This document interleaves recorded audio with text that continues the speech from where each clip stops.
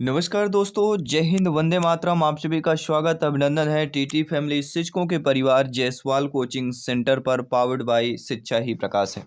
दोस्तों, आज की क्लास में हम बात करने वाले हैं आपके मॉडल पेपर की बात करेंगे, आपके हिंदी मॉडल पेपर की बात करेंगे और 120 क्वेश्चंस पूरे की बात करेंगे, पूरे सिलेबस ऑनलाइन एग्जाम पैटर्न के अकॉर्डिंग। हिंदी लैंग्वेज जो ऑनलाइन एग्जाम होना है उसके अकॉर्डिंग ये पूरा मॉडल पेपर, प्रैक्टिस पेपर, अभ्यास प्रश्न पत्र तैयार किया गया है।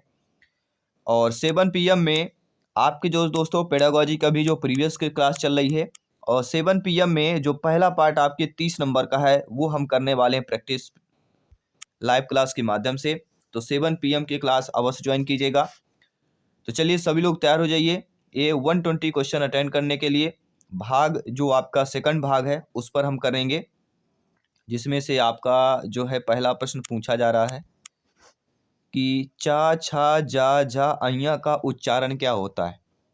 चा छा जा झा अइया का उच्चारण क्या होता है? तो इसका होता है, सभी लोग बताइए, तालब या तालु से। तालु व्यंजन सही है, क्योंकि चाछा जाझा अइया सा और या ये तालब व्यंजन आते हैं। इसके बाद सा और या ये जो आपके तालब व्यंजन है, तो तालु से इनका उच्चारण स्थान क्या हो जाएगा? तालु हो जाएगा। इसके बाद दूसरा है कि टा वर्ग उच्चारण की दृष्टि से किस प्रकार की ध्वनि कहलाती है। तो जो टा वर्ग होता है उच्चारण की दृष्टि से देखा जाए तो ये हमारे मूर्धन्य व्यंजन की बात करते हैं। टा वर्ग उच्चारण की दृष्टि से मूर्धन्य ध्वनि की बात करते हैं। व्यंजनों का वर्गीकरण मुख्य रूप से स्थान और प्रयत्न के आधार पर किया जाता है, और व्यंजनों के उत्पन्न होने के स्थान से संबंधित व्यंजन को आसानी से पहचाना जाता है। तो जो टा वर्ग है यह मूर्धन्य ध्वनि कहलाती है। इसके बाद अगला प्रश्न है, निम्नलिखित में से कौन सा दीर्घ स्वर है? तो जो बड़ा आ दिया गया है यह हमारा दीर्घ स्वर हो जाएगा। जिन वर्णों पर अधिक जोर दिया जाता है वे दीर्घ स्वर कहलाते हैं, और इनकी मात्रा 2 होती है, लघु और दीर्घ में। जैसे आप किस स्वर के उच्चारण में दीर्घ स्वर से भी अधिक समय लगता है? जी हाँ, ऐसा स्वर का उच्चारण होता है जिनमें जो है दीर्घ स्वर से भी अधिक समय लगता हो, और वह कहलाता है प्लुप्त। प्लुप्त स्वर के उच्चारण में हैस स्वर से भी अधिक समय लगता है। हैस को ही दीर्घ बोला जाता है। इसका कोई चिन्ह नहीं होता है, इसलिए जैसे ओम होता है, ओम में हम लिखते हैं ना, ओ लिखते हैं, और बीच में हिंदी का जो हम 3 बना देते हैं, हिंदी का 3, ऐसे ही आपका होता है। जो हिंदी का 3 बना लीजिए, ये आपका क्या कहलाता है? प्लुप्त स्वर। क्या है ये? उल्टा 3 बना के नीचे थोड़ा सा मोड़ देना है, ये कहलाता है प्लुप्त स्वर। वर्णमाला में स्पर्श व्यंजनों की संख्या कितनी होती है? तो वर्णमाला में स्पर्श व्यंजन की संख्या देखा जाए दोस्तों तो टोटल आपके 25 का वर्ग होता है, चा वर्ग होता है, ता वर्ग होता है, पा वर्ग होता है। का वर्ग, चा वर्ग, ता वर्ग, पा वर्ग। का से मा तक होता है,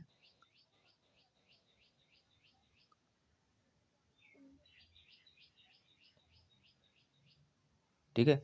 तो का वर्ग से लेके मा वर्ग तक हमारे व्यंजनों की संख्या होती है, जो इनकी संख्या टोटल 25 स्पर्श व्यंजन कहलाते हैं। स्वर ए ऐ का उच्चारण स्थान कौन सा होता है? तो स्वर ए ऐ का उच्चारण स्थान आपका कंठ तालव्य होता है। ए ऐ बोल के देखिए, का के बाद ए ऐ का उच्चारण स्थान कंठ तालव्य हो जाता है। हिंदी शब्दकोश में का के बाद कौन सा व्यंजन दिखाई देता है? हिंदी शब्दकोश में देखा जाए का के बाद आपका छा व्यंजन दिखाई देता है। टेलीग्राम सर्वर से जुड़िए, फ्री में नोट्स PDF फाइल प्राप्त कीजिए। इनमें से साथ ही साथ इंस्टाग्राम फेसबुक पेज अवश्य फॉलो कर लीजिएगा, और जो भी आपके प्रश्न हो इंस्टाग्राम पे हमें मैसेज कर सकते हैं। तो इनमें से कौन सी देवनागरी लिपि की वर्ण ध्वनि नहीं है? देखिए, देवनागरी लिपि में मूर्धा ध्वनि, दंतोष्ठ और कंठ ध्वनि है। लेकिन जो ग्रीवा ध्वनि होती है ये देवनागरी लिपि की वर्ण ध्वनि नहीं कहलाती। ग्रीवा ध्वनि जो होती है यह देवनागरी लिपि की वर्ण ध्वनि नहीं है। बाकी मूर्धा, कंठ, दंतोष्ठ ये तीनों जो विकल्प है ये देवनागरी लिपि की ध्वनि है। किस व्यंजन का उच्चारण स्थान तालव्य है? तो वह व्यंजन आपका झा। चा वर्ग से लेके झा व्यंजन का उच्चारण तालु होता है। क्या वो कहलाते हैं? तालु कहलाते हैं। जिन ध्वनियों को गणना ना स्वर में की जाती है ना व्यंजन में, उसे क्या कहते हैं? जिन ध्वनियों की गणना ना स्वर में ही करते हैं और ना ही व्यंजन में करते हैं उन्हें अयोगवाय कहा जाता है। क्या कहा जाता है? अयोगवाय कहा जाता है। ना तो स्वर में ना ही ये व्यंजन में आते हैं। इनमें से कौन सा शब्द तत्सम दिया गया है? तो जो पवन शब्द है ये हमारा तत्सम दिया गया है। बाकी पंख जो दिया गया है, पंख का तत्सम क्या होता है? पक्ष होता है। पकवान का पकवान होता है और पारा का पारद होता है। क्या होता है? पारद, इसका तत्सम रूप। तो यहाँ पे शुद्ध हमारा तत्सम पवन दिया गया है। अगला व्याघ्र शब्द का तद्भव रूप बताना। जी हाँ, व्याघ्र। तो व्याघ्र का जो तद्भव रूप आपका हो जाता है बाघ। क्या हो जाएगा? बाघ यहाँ पे हो जाएगा। संस्कृत के जो शुद्ध शब्द होते हैं जो हिंदी में सीधे लिए जाते हैं तत्सम कहलाते हैं, और इन शब्दों का विकृत रूप जो होता है तद्भव कहलाता है, और व्याघ्र का तद्भव बाघ हो जाएगा। स्रोत की दृष्टि से शब्दों को कितने भागों में बांटा जा सकता है? तो स्रोत की दृष्टि से शब्दों को जो है 4 भागों में बांटा जा सकता है। तद्भव, तत्सम, देशज, विदेशज, ये 4 भाग है। तौलिया किस भाषा का शब्द का होता है? तौलिया जो हम डेली इस्तेमाल करते हैं, तो तौलिया जो है आपके पुर्तगाली भाषा का यह शब्द है, और पुर्तगाली भाषा के अन्य शब्द भी जैसे अलमारी, साबुन, कप्तान, तंबाकू, कमरा, बाल्टी, ये सारे पुर्तगाली शब्द हैं। इनमें से कौन सा उपसर्ग जो है अरबी और फारसी का है? तो ना।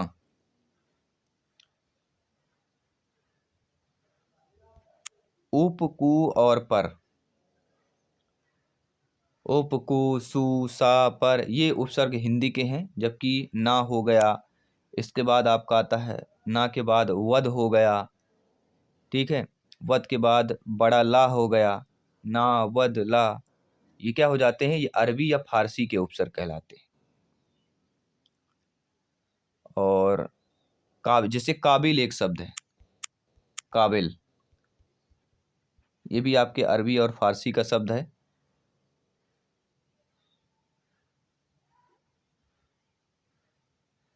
और ना समझ, ना मुराद, ये भी आपके अरबी और फारसी के हैं। एन वक्त शब्द में कौन सा उपसर्ग हो जाएगा? एन वक्त में एन जो है आपका उपसर्ग हो जाएगा। एन वक्त मतलब क्या होता है? ठीक समय पर।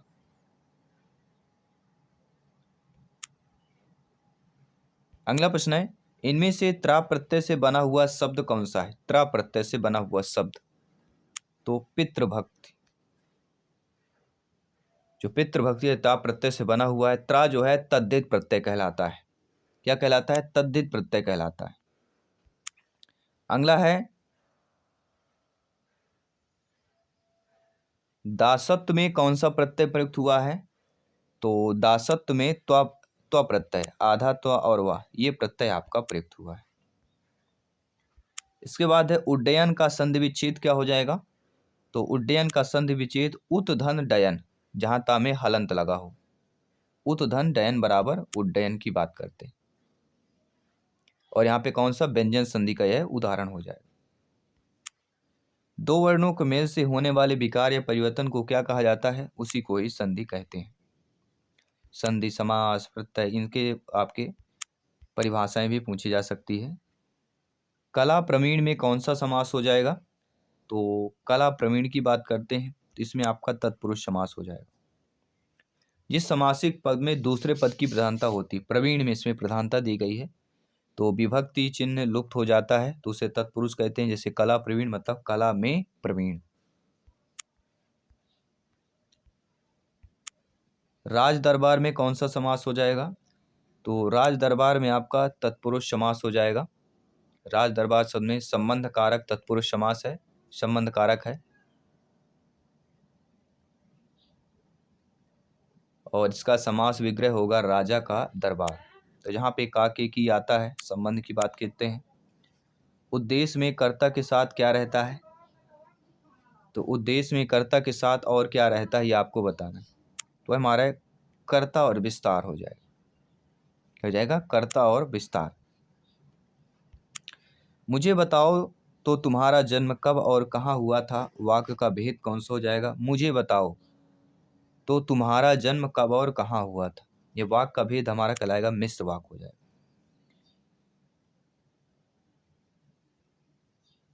क्योंकि यहाँ पे जो कब दिया गया, कब और कहाँ,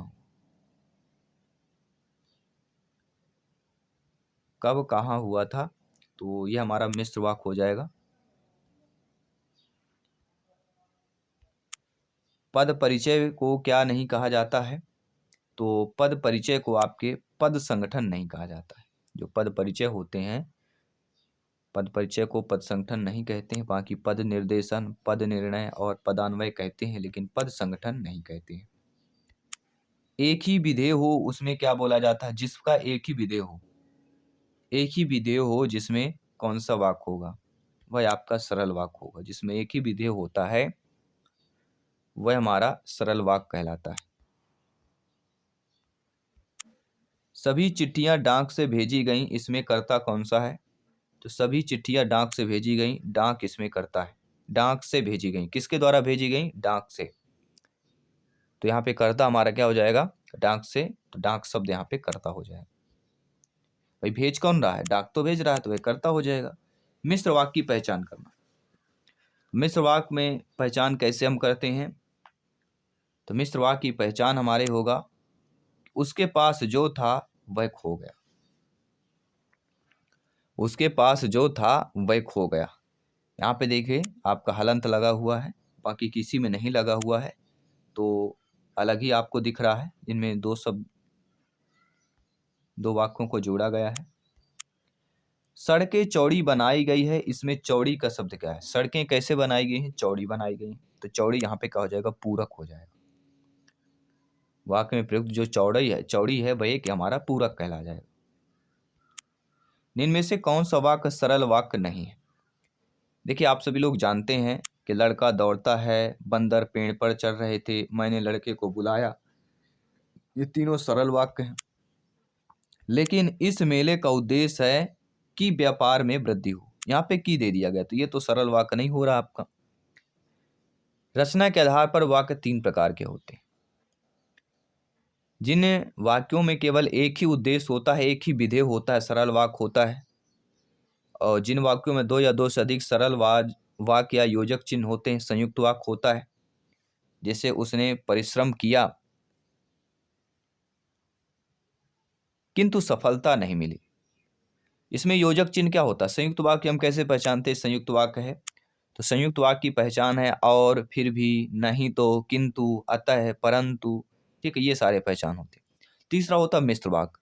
इसके लिए पहचान क्या होता है? कि मैं जानता हूं कि तुम्हारे पास किताब नहीं है, जो की शब्द लग गया। या इस मेले का उद्देश्य है कि व्यापार में वृद्धि हो, क्या हमारा मिश्र वाक्य कहला जाएगा। अगला प्रश्न है कि जिस वाक्य में साधारण और मिश्र वाक्य का मेल संयोजक अवयवों द्वारा होता है उसे क्या कहते हैं? उसे ही दोस्तों संयुक्त वाक्य कहा जाता है। जिन वाक्य में साधारण और मिश्र वाक्य का मेल संयोजक अवयवों द्वारा होता है उसे संयुक्त वाक्य कहते हैं।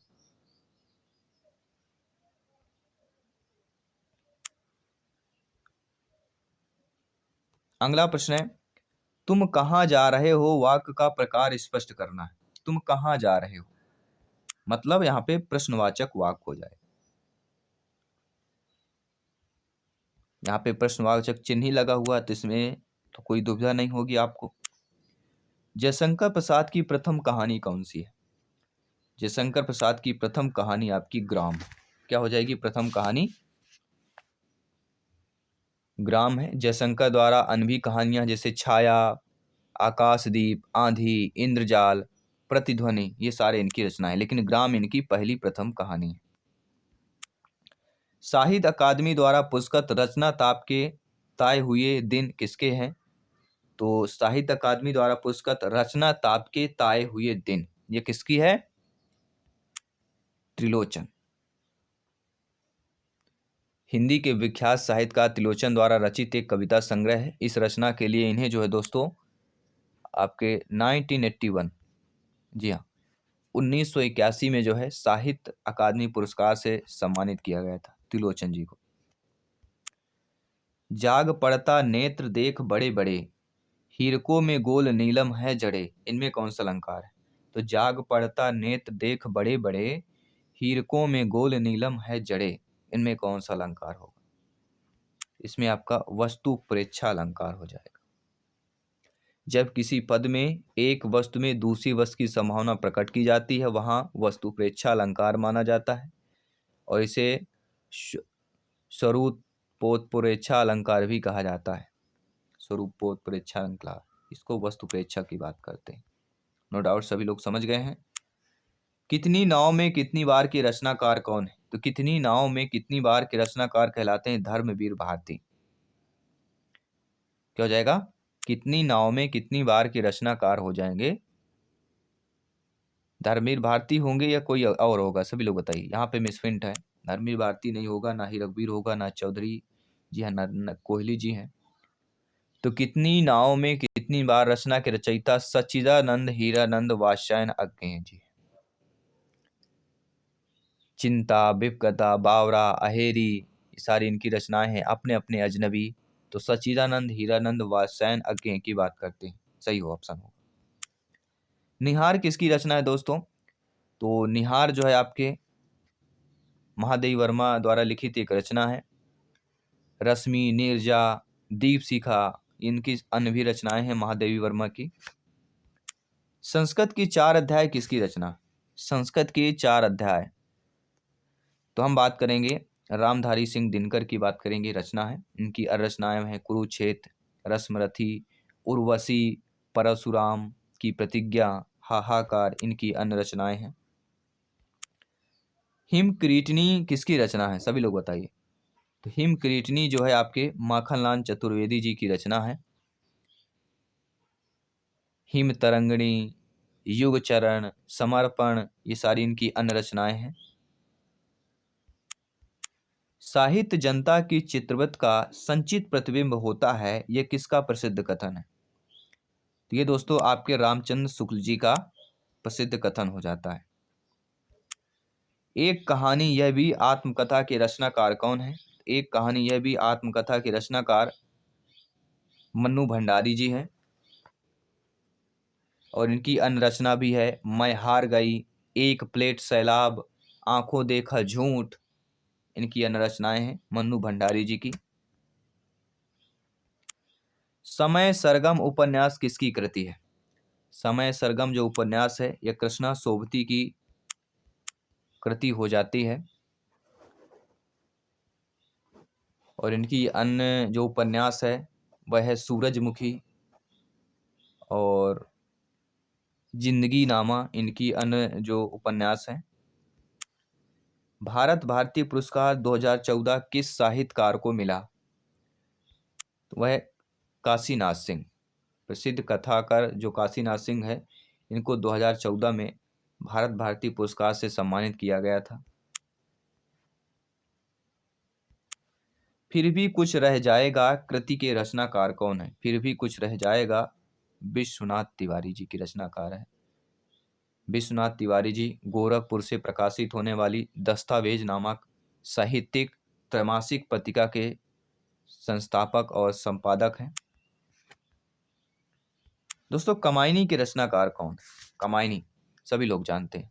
कमायनी छायावादी युग का सर्वोत्तम हिंदी एक महाकाव्य है, और जयशंकर प्रसाद का नाम आता है। जयशंकर प्रसाद की यह अंतिम काव्य रचना थी जो 19 1936 ईस्वी में, 1936 ईस्वी में यह प्रकाशित हुई थी। भोर का तारा एकांकी के लेखक कौन है? तो भोर के तारा एकांकी के लेखक जगदीश चंद्र माथुर जी हैं। और यह कब प्रकाशित हुई थी? 1946 ईस्वी में इसे प्रकाशित किया गया था।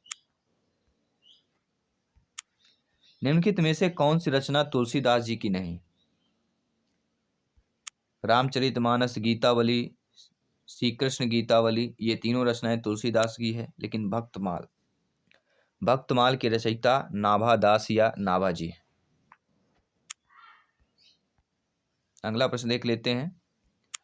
निम्नलिखित में से कौन सी रचना नागार्जुन जी की नहीं?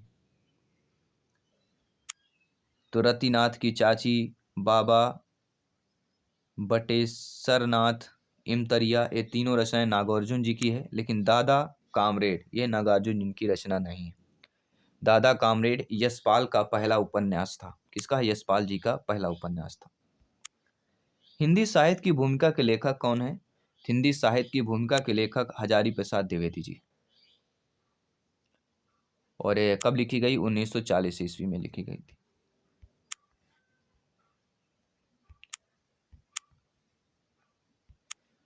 रचनाकार और रचना का कौन सा युग्म सही नहीं है, यह हमें बताना। तो तुलसीदास, रामचरितमानस, बिल्कुल सही बात है। कुतुबन, मिर्गावत, जायसी, पद्मावत, तीनों सही है। लेकिन मंझन चित्रावली ये आपका गलत दिया गया, क्योंकि मंझन चित्रावली सही युग्म नहीं। चित्रावली की रचना उस्मान ने की थी। किसने की थी? उस्मान ने किया था, ना कि मंझन ने। और उस्मान शाह निजामुद्दीन चिश्ती की शिष्य परंपरा में हाजी पावन के ये शिष्य थे। किसके थे? हाजी पावन के।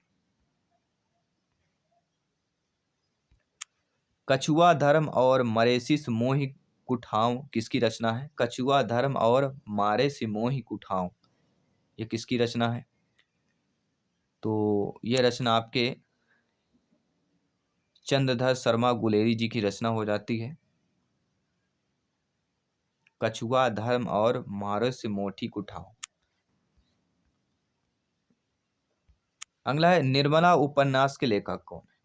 तो निर्मला उपन्यास के जो लेखक कहलाते हैं मुंशी प्रेमचंद जी।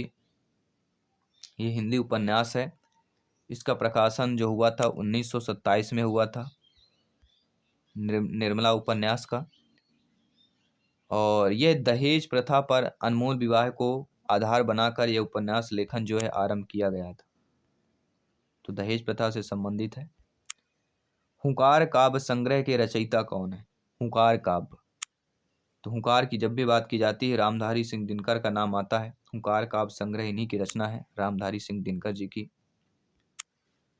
ज्ञानदीप किसकी रचना है? तो ज्ञानदीप आपके शेख नबी जी की रचना कहलाती है। सी वाला ऑप्शन जो दिया गया है वह ऑलरेडी सही हो जाएगा। रामचंद्रिका की रचना किसने की है? तो रामचंद्रिका की रचना जो है आपके केशव दास जी ने की है। और यह रीतिकाल के आचार्य कहलाते हैं केशव दास जी। और इस महाकाव्य में कुल जो छंदों की संख्या है वह 1717 है। जी हाँ, इसमें कितने छंद का प्रयोग किया गया? 1717 छंद है। इस महाकाव्य में राम की कथा का वर्णन है। फिर भी यह भक्ति प्रधान ग्रंथ ना होकर काव्य प्रधान ग्रंथ है। जयशंकर प्रसाद जी की पहली कहानी कौन सी है? तो प्रसाद जी की जो पहली कहानी है वह ग्राम, हमें बताया भी था कि ठीक है, ग्राम इनकी पहली कहानी है। और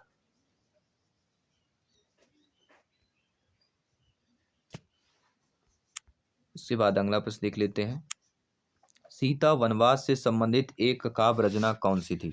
तो सीता वनवास से संबंधित एक जो काव्य रचना थी वह आपके प्रवाद परु जी की रचना थी। यह नरेश मेहता द्वारा एक रचित है।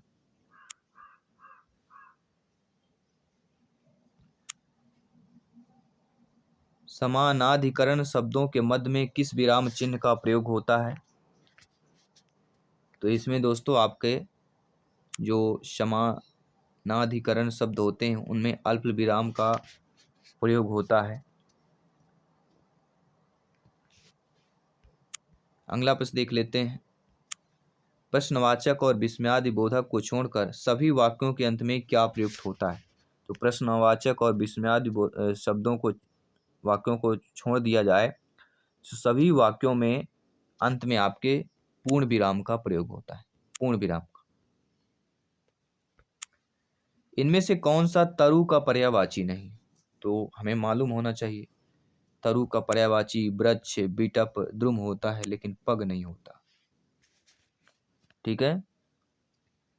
पग का क्या होता है? पैर या पांव। ठीक है, ये कहलाते हैं। तो पग आपका नहीं होगा। निम्नलिखित में से गाय का पर्यायवाची शब्द नहीं। गाय का पर्यायवाची बताइए। तो गाय का पर्वच कपिला, धेनु, गौ है लेकिन आपका अंबु नहीं है। ठीक है।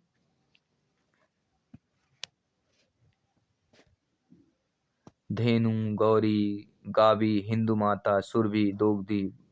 ठीक है, ये सारे इनके कहलाते हैं लेकिन अंबु आपकी नहीं कहलाती। असीम शब्द का विलोम कौन सा होगा? तो असीम शब्द का विलोम होता है ससीम। और अनंत का विलोम अंत हो जाएगा। अंबर का विलोम धरा हो जाएगा। और आकाश का विलोम क्या हो जाएगा? सब बताइए। आकाश का विलोम जो होगा वह अनावकाश हो जाएगा। अवकाश, सॉरी, आकाश नहीं, अवकाश लिखा है तो यहाँ पे अनवकाश हो जाएगा। अनवकाश हो जाएगा। अगला दिया गया है वंद का विलोम क्या होगा? तो वंद का विलोम निंद हो जाएगा। और दंड मतलब क्षमा। दंड का क्या होगा? क्षमा होगा। और वंदनीय का क्या हो जाएगा? निंदनीय हो जाएगा। ठीक है। अगला प्रश्न है, निर्देशन दिया गया है 94-95 के लिए। यहाँ पे क्या निर्देशन दिया गया है? असमार्थक शब्द का चयन करना है। तो चलिए असमार्थक शब्द का चयन कीजिए। इसमें 94 में असमार्थक शब्द कौन है? तो मृत्यु यहाँ पे असमार्थक हो जाएगा। जन्म, उगना, उत्पादन, उदय होना, निकल आना, पैदा होना, प्रकट होना, ये समानार्थक शब्द है।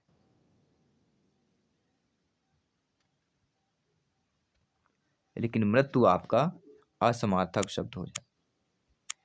इसके बाद पांचवें में देखिए, वीर, निडर, सूर, डरपोक, इनमें से कौन सा समार्थक है? तो वीर, निडर, सूर, निर्भय, दिलेर ये सार्थक है। जो डरपोक हो गया, कायर हो गया, बुद्धजिल हो गया, ये सारे कौन से शब्द हो जाएंगे? ठीक है, असमार्थक शब्द यहाँ पे डरपोक हो जाएगा।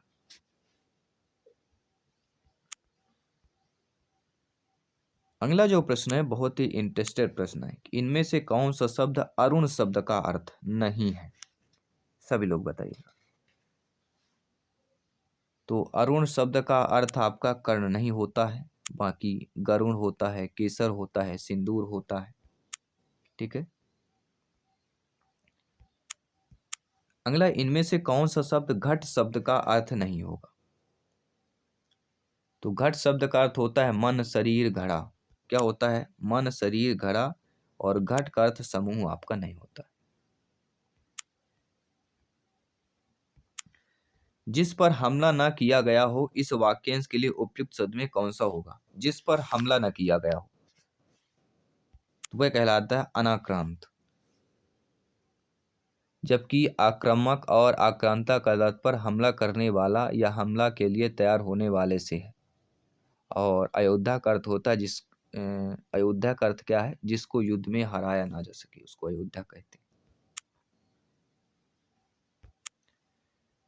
स्पर्शजन्य बीमारी के लिए इनमें से उपयुक्त शब्द कौन सा होगा?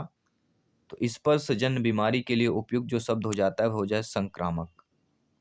छुआछूत बीमारी से कहते हैं। स्पर्शजन्य बीमारी है जो छूने से फैलती है, इसे हम संक्रामक बीमारी कहते हैं। अर्श पर होना मुहावरे का अर्थ क्या हो जाएगा? तो अस पर होना मुहावरे का अर्थ है अपने को बहुत बड़ा समझना।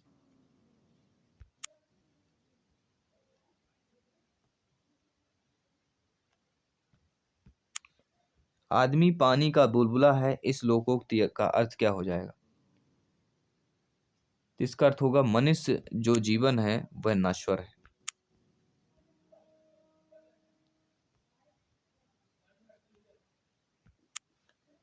नाक दबाने से मुंह खुलता है, इस लोकोक्ति का अर्थ क्या हो जाएगा?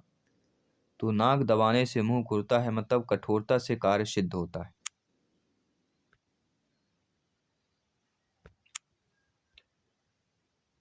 अगला है पांच की दुहाई, मुहावरे का अर्थ क्या हो जाएगा? तो पंच की दुहाई, सॉरी, पंच की दुहाई मुहावरे का सही अर्थ सहायता की पुरस्कार। पान खिलाना मुहावरे का अर्थ क्या हो जाएगा? पान खिलाना मुहावरे का अर्थ क्या होगा, सभी बताइए। सगाई करना। इसके बाद जो अगला प्रश्न है कि 80 की आमद 90 खर्च, 80 की आमद लेकिन 90 खर्च, इस लोकोक्ति का अर्थ क्या हो जाएगा? तो इस लोकोक्ति का अर्थ हो जाएगा आय से अधिक खर्च होना। 80 आय है और 90 खर्च हो रहा है। दाम संवारे काम, इस लोकोक्ति का अर्थ क्या हो जाएगा? तो दाम संवारे काम मतलब पैसा सब काम करता है। ठीक है। अगला 107 क्रमांक से 111 तक आपके गद्यांश से संबंधित प्रश्न रहेंगे और इस गद्यांश जो रहेगा स्वतंत्रता संग्राम मनुष्य में उत्तम और स्पृहणीय विशेषता पैदा करता है और भारतीय स्वतंत्रता संग्राम भी इसका अपवाद नहीं है। महात्मा गांधी के नेतृत्व में यह युद्ध बिना किसी ईर्षा द्वेष तथा खून खराबे के लड़ा गया था। तो गांधी जी से संबंधित है सत्याग्रह से। आइए प्रश्न की बात करते हैं, किस प्रकार के प्रश्न पूछे जा रहे हैं। उपर्युक्त गद्यांश में लेखक ने मुख्य रूप से क्या बताया है? जिस गद्यांश में लेखक ने बताया है कि महात्मा गांधी के नेतृत्व में राष्ट्रीय आंदोलन कैसा था, इस बारे में बताया गया है। अगला कि उपर्युक्त गद्यांश के लेखक का उद्देश्य क्या है? तो लेखक का उद्देश्य है कि धार्मिक आस्थाओं और सद्व्यवहार को बढ़ावा देना। धार्मिक जो आस्थाएं होती हैं और जो व्यवहार होते हैं उनको बढ़ावा देना इनका उद्देश्य है। धर्मनिरपेक्षता से अभिप्राय क्या होता है? तो धर्मनिरपेक्षता से अभिप्राय होता है सभी धर्मों का आदर करना। डी ऑप्शन यहाँ पे सही हो जाए। कैसे माना जाए कि हमारा स्वतंत्रता संग्राम जनतांत्रिक था? क्योंकि इसमें सभी जातियां वर्ग धर्म को लोगों को भाग लिया था, इसलिए इसमें पहला ऑप्शन जो सही हो जाएगा। उपयुक्त गद्यांश में प्रयुक्त स्पृहणीय शब्द का अर्थ क्या हो जाता है? इसमें हो जाता है प्राप्त करने योग्य, चाहने योग्य, वांछनीय, यह भी हो सकता है। अधिसूचना के संदर्भ में कौन सा कथन गलत दिया गया है? अधिसूचना, तो अधिसूचना के संदर्भ में प्रेषक का उल्लेख होता है।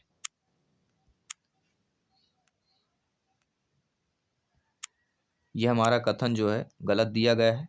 बाकी समानतः यह गजट में प्रकाशित होता है। अधिसूचना यह राष्ट्रपति अथवा राज्यपाल की ओर से जारी की गई मानी जाती है। इसे विज्ञप्ति भी कहा जाता है अधिसूचना, लेकिन अधिसूचना एक प्रेषक का उल्लेख होता है, यह गलत दिया गया है। अपने कार्यालय से अनुभव प्रमाण पत्र लेने के लिए किसे आवेदन पत्र लिखेंगे? तो अपने कार्यालय से अनुभव प्रमाण पत्र लेने के लिए किसे आवेदन पत्र लिखेंगे? तो व्यवस्थापक महोदय। अपने कार्यालय ऑफिस से अनुभव प्रमाण पत्र लेने के लिए व्यवस्थापक महोदय को आवेदन पत्र लिखा जाएगा। दैनिक हिंदुस्तान में संवाददाता के पद के लिए किसे आवेदन पत्र लिखेंगे? तो संपादक महोदय को आवेदन पत्र लिखेंगे। बस स्टैंड के पास आवारा लड़कों के व्यवहार को बताते हुए तथा उनके खिलाफ छेड़छाड़ी के विरुद्ध एफआईआर दर्ज करवाने के लिए किसे आवेदन पत्र लिखेंगे? तो थाना अध्यक्ष महोदय जी को जो है आवेदन पत्र लिखेंगे, थाना अध्यक्ष महोदय जी।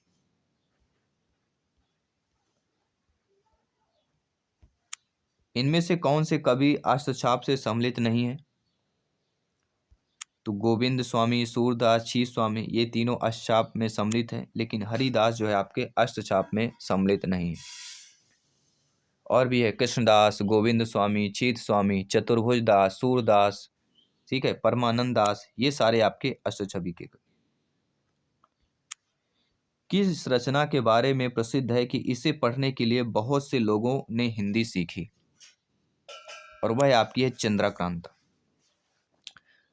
चंद्रकांता देवकी नंदन खत्री द्वारा रचित एक लोकप्रिय तिलस्मी उपन्यास है, जिसके बारे में कहा जाता है इसे पढ़ने के लिए बहुत से लोगों ने हिंदी सीखी, और इस पर आधारित एक टीवी सीरियल चंद्रकांता भी बना हुआ है, जो हम पहले इसके पहले जो प्रैक्टिस सेट किया था, पेपर किया था, उसमें बताया भी था। तो सुजात भगत, आलग आलग्योझुई, गृहदाह, नशा, माता का हृदय, ये सब किसकी विधि रचनाएं हैं? तो ये सब दोस्तों आपकी कहानी सुजान भगत, आलग्योझी, गृहदाह, नशा, माता हृदय, ये सब हिंदी गद्य की कहानी विधा की रचनाएं हैं। अरुण कमल की किस कृति के लिए साहित्य अकादमी पुरस्कार प्राप्त हुआ है? अरुण कमल की किस कृति के लिए इनको साहित्य अकादमी पुरस्कार प्राप्त हुआ है? तो नए इलाके में।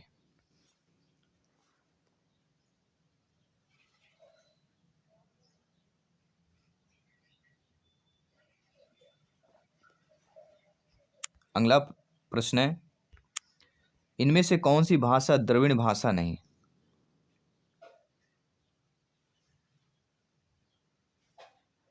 देखिए मलयालम, तेलुगु, तमिल ये तीनों जो है द्रविड़ भाषा है।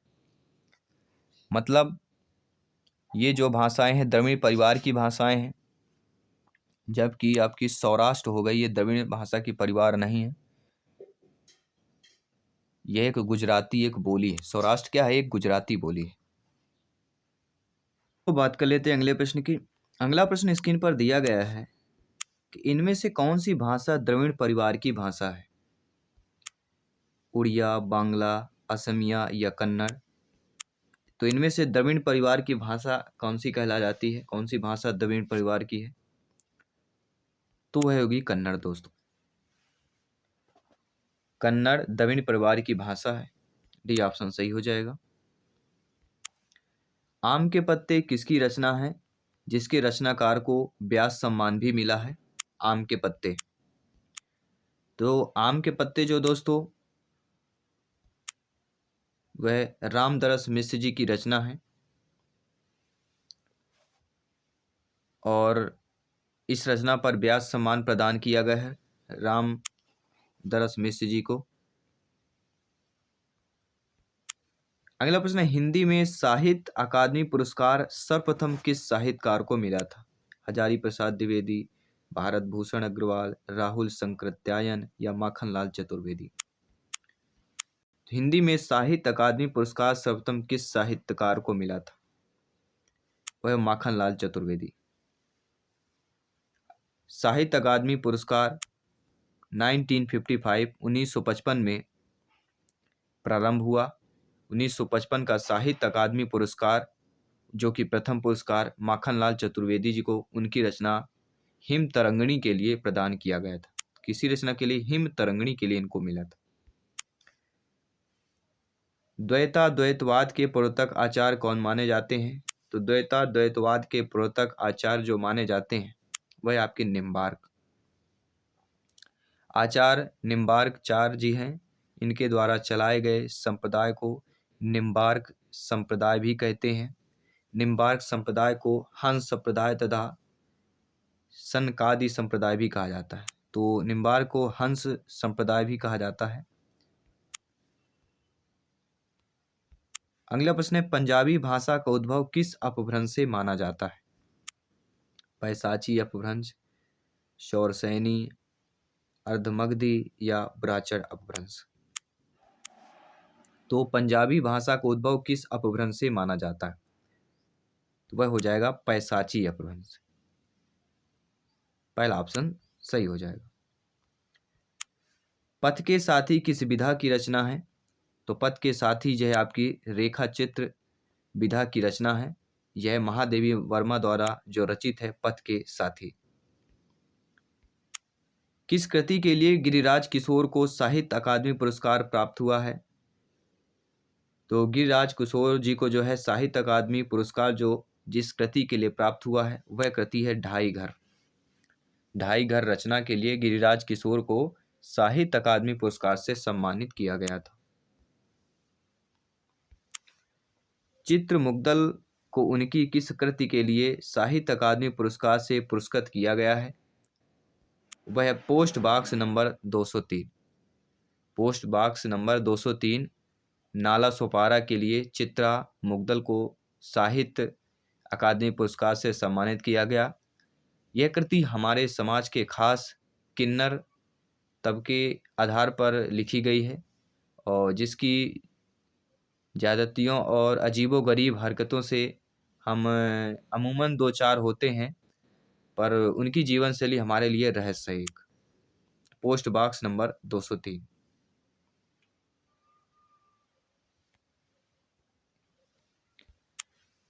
इनमें से किसे अपभ्रंश का वाल्मीकि कहा जाता है?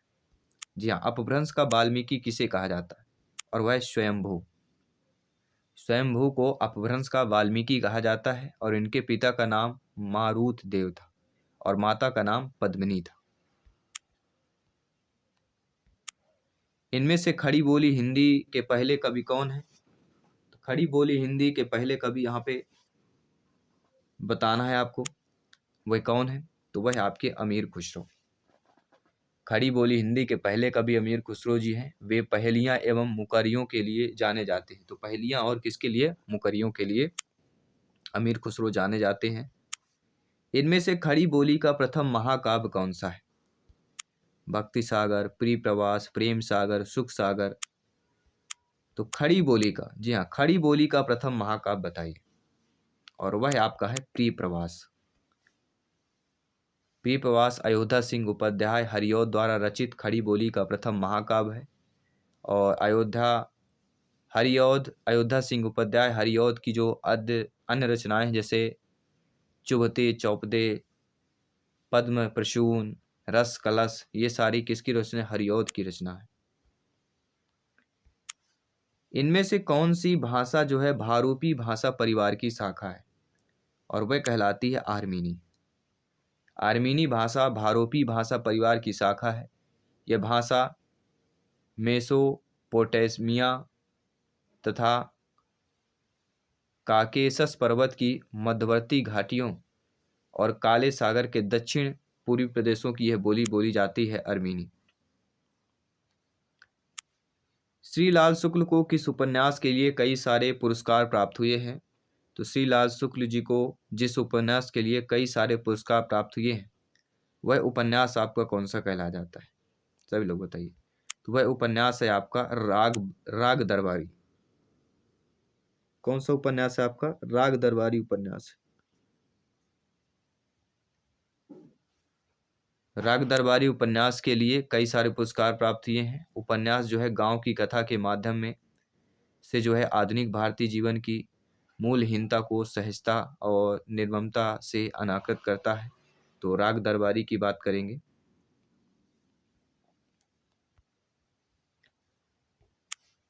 निबट्ठा इनमें से किसकी उपकला बोली है? निबट्ठा। तो निबट्ठा इनमें से किसकी उपकला बोली हो जाएगी? सभी लोग बताइएगा। जी हाँ, निबट्ठा की बात करेंगे। तो निबट्ठा जो है किसकी उपबोली है? बघेली की उपबोली कहलाती। बघेली की उपबोली आपकी निबट्ठा है। संत सींगा की भाषा क्या थी? तो संत सींगा की जो भाषा थी वह थी निमाड़ी। क्योंकि संत सींगा जी जो है मध्य प्रदेश के निमाड़ के एक प्रसिद्ध संत थे। उन्हें पशु रक्षक देव के रूप में भी पूजा जाता है। तो संत सींगा की भाषा निमाड़ी थी।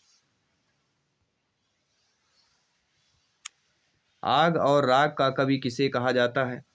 तो आग और राग के कवि किसे कहा जाता है? सभी लोग बताइएगा। तो रामधारी सिंह दिनकर जी को। रामधारी सिंह दिनकर को आग और राग का कवि कहा जाता है। इनकी रचनाएं परशुराम की प्रतीक्षा, उर्वशी और रश्मरथी आदि हैं। पाली भाषा के सर्वप्रथम वैयाकरण कौन है? तो पाली भाषा के सर्वप्रथम जो वैयाकरण कहलाते हैं वह आपके कच्चायन। जी हाँ, कच्चायन पाली भाषा के सर्वप्रथम वैयाकरण है। वह बुद्ध भगवान के 10 शिष्यों में से एक परम रिद्धिमान शिष्य थे आपके कच्चायन।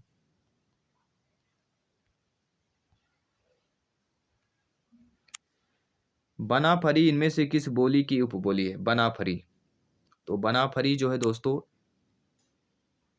बुंदेली की उपबोली कहलाती है। ना कौरवी की है, ना बघेली की, ना ही ब्रज की। तो इनमें से कोई नहीं डी ऑप्शन होगा, क्योंकि जो बनाफरी कहलाती है किसकी उपबोली कहलाती है? तो ये जो है बुंदेली, बुंदेली की उपबोली है आपकी बनाफरी। इसलिए इनमें से कोई नहीं डी ऑप्शन सही हो जाएगा। हिंदी साहित्य का आलोचनात्मक इतिहास किसने लिखा है? राम कुमार वर्मा, डॉक्टर नागेंद्र, राहुल संकृत्यायन, ये महावीर प्रसाद द्विवेदी जी। हिंदी साहित्य का आलोचनात्मक इतिहास, तो हम बात करेंगे राम कुमार वर्मा।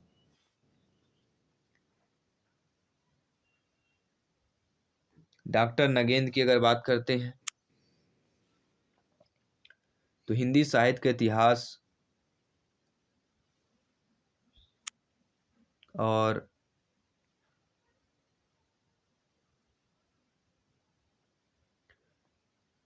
हिंदी साहित्य का इतिहास रामचंद्र शुक्ल की बात करते हैं।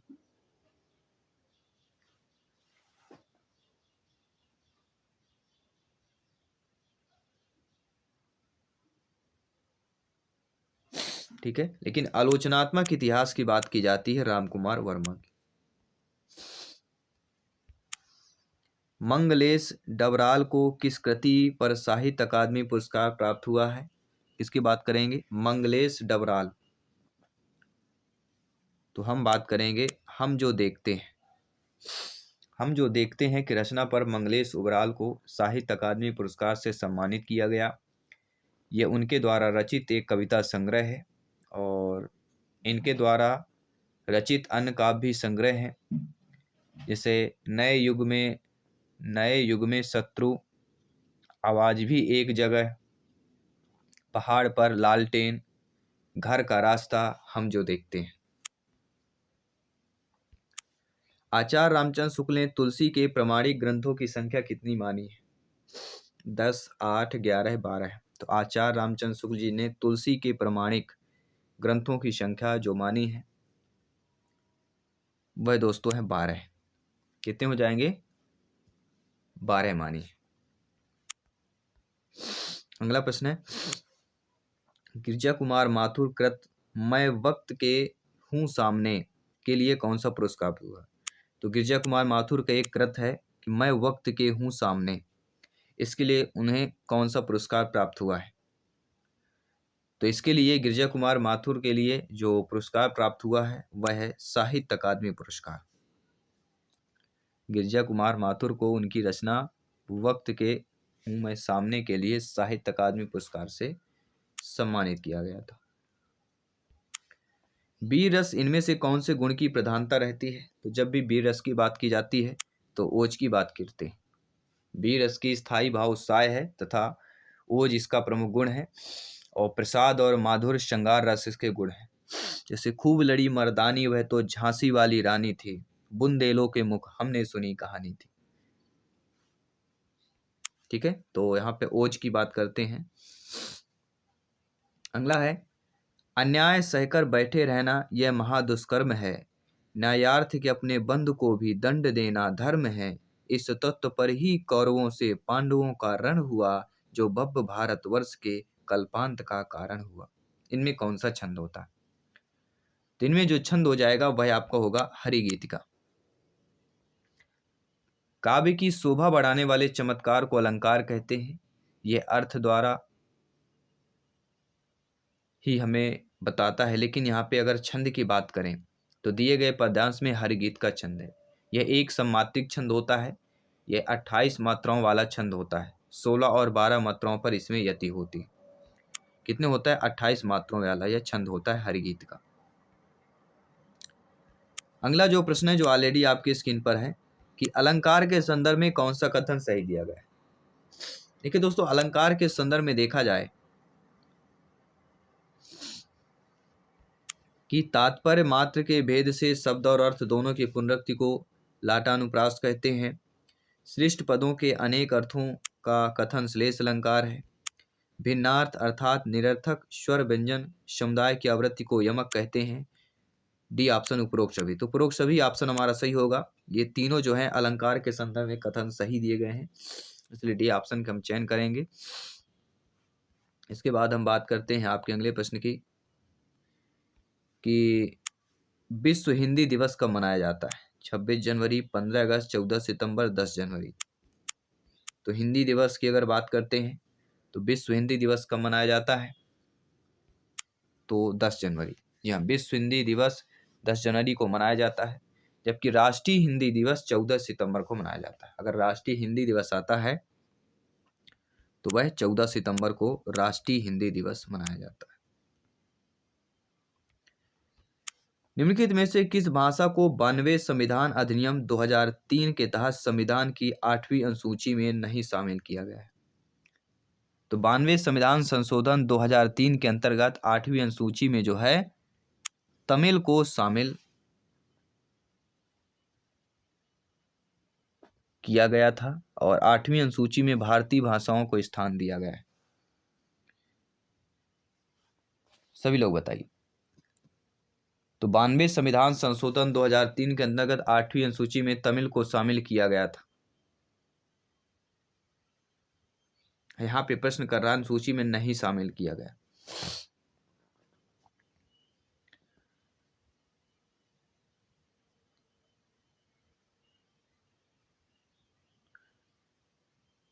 तो यहाँ पे हमारा क्या ऑप्शन होगा, सभी लोग बताइए। यह प्रश्न आपके लिए दिया जा रहा है। तमिल इसका सही होगा या नहीं होगा, यह आपको कमेंट करके बताना है, क्योंकि इस पर डाउट है। तो कमेंट बॉक्स में बताइएगा। भारतीय संविधान के किस अनुच्छेद में उल्लेख मिलता है कि हिंदी का विकास करना भारत सरकार का दायित्व है?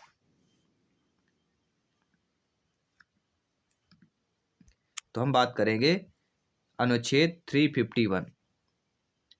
संविधान के भाग 17 के अनुच्छेद 343 में हिंदी को राजभाषा घोषित किया गया था तथा अनुच्छेद 351 351 में हिंदी के विकास के दायित्व भारत सरकार पर प्रभावित किया गया। अगर यह आता कि संविधान के हिंदी को राजभाषा घोषित किया गया था, तो हिंदी को राजभाषा संविधान के भाग 17 के अनुच्छेद 343 में जो है हिंदी को राजभाषा घोषित किया गया। लेकिन भारतीय संविधान के अनुच्छेद 351 में उल्लेख मिलता है कि हिंदी का विकास करना भारत सरकार का दायित्व है। पहला विश्व हिंदी सम्मेलन किस वर्ष संपन्न हुआ था? जी हाँ, पहला विश्व हिंदी सम्मेलन 1975। पहला विश्व हिंदी सम्मेलन 10 जनवरी से 14 जनवरी तक 1975 में नागपुर में आयोजित हुआ था। राष्ट्रभाषा प्रचार समिति वर्धा के सहयोग से यह ऐतिहासिक कार्यक्रम संपन्न हुआ। अगला है, जनसंख्या माध्यमों का सकारात्मक और नकारात्मक प्रभाव पड़ता है। पक्षियों पर पड़ता है, पशुओं पर, सभी प्राणियों पर या लोगों पर पड़ता है? तो जनसंख्या के माध्यमों का सकारात्मक और नकारात्मक प्रभाव किस पर पड़ता है? पक्षियों पर, पशुओं पर, सभी प्राणियों पर या लोगों पर पड़ता है? यह आपको कमेंट करके बताना है। मॉक क्वेश्चन दे रहे हैं। और इसके पहले का हमने जो आपको बताया है कि जी हाँ, इस प्रश्न का आपको बताना है कि तमिल इसमें सही है कि नहीं है। इस पर खोजबीन हम भी करते हैं। कमेंट बॉक्स में अवश्य आप लोग बताइएगा। बाकी 7 PM में हमारी लाइव क्लास होती है पेडागोजी की, और जो पहले पार्ट है जल्दी हमारा उसका भी लाइव क्लास होने वाला है। जो पहले पार्ट आपका 30 नंबर का आना है उसका भी हम प्रैक्टिस सेट और अभ्यास करने वाले हैं। तो सभी लोग ज्वाइन कीजिए 7 PM की क्लास। सभी मित्रों को जय हिंद, वंदे मातरम। धन्यवाद सभी का।